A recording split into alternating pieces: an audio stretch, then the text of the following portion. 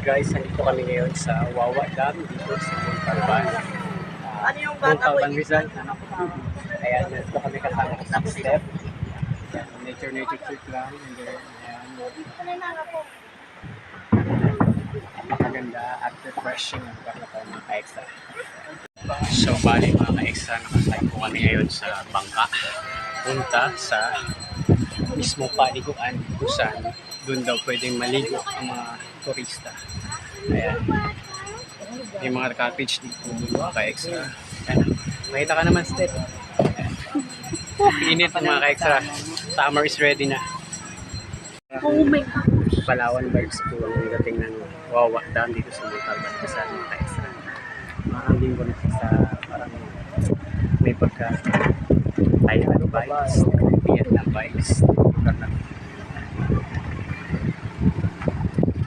Alam mo na sa ibang bansa ka na po. Natanggal ko ang mga kamay sa gilid ha. Kuya po yung nagsasagwan.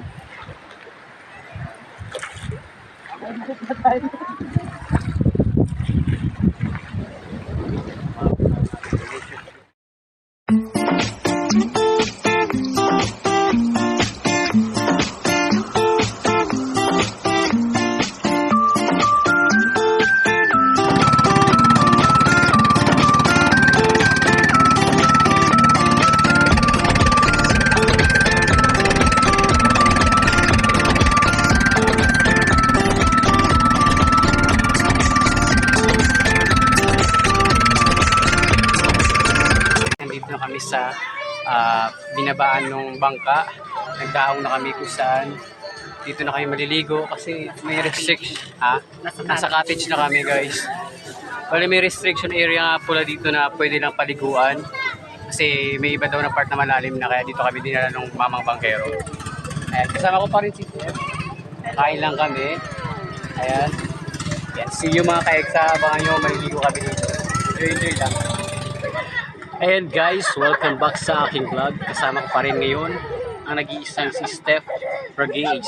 So, Bragais o Bragais? Saan pala mo yung Bragais mo? ha? Saan mo kinuha yung Bragais mo? Apelido nyo talaga yun? Apelido ng lolo ko. Bali, ginamit yung apelido ko sa pagkadalaga ng mama. Yun pala yun. Yun pala yung mga kwento nung apelido ni Steph.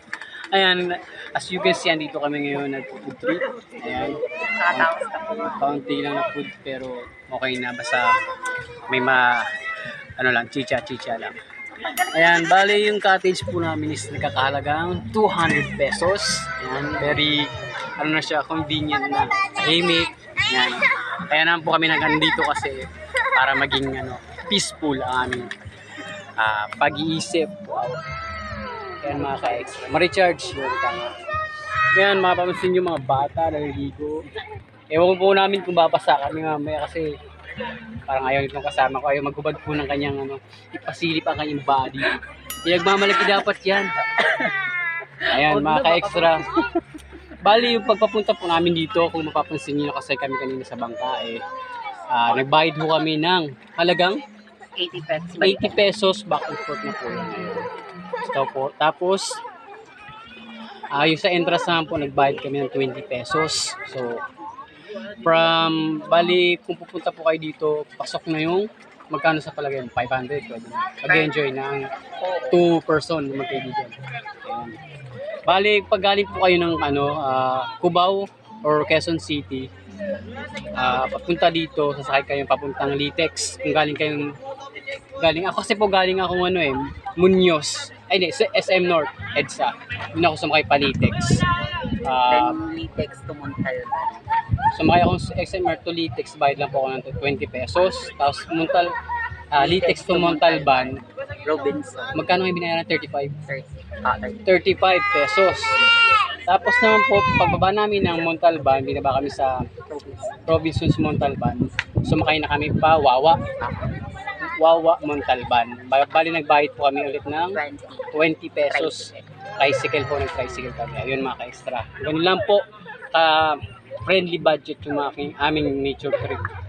Ayun, bali, yun nga po, pagdating namin dito sa baba, Bali may dinaanan pa kami mga rock formation na enjoy kami ng kaka-picture.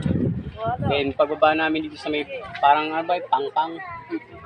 Sa Pangpang papunta dito, ayun, nag-divide na kami na 80 pesos. 7 minutes travel lang ng Bangkok. 7 minutes travel, andito ka na sa Mismong paligid. tawag dito. Particular lang na area na pwede paliguan ng mga tao.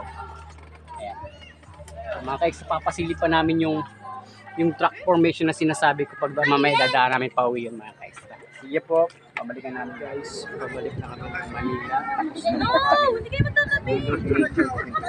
ang nature trip. Ayan mga kaiks na. Bye-bye. Dalawa River. Dito sa Montalban, Rizal. Ayan mga kaiks. Bye!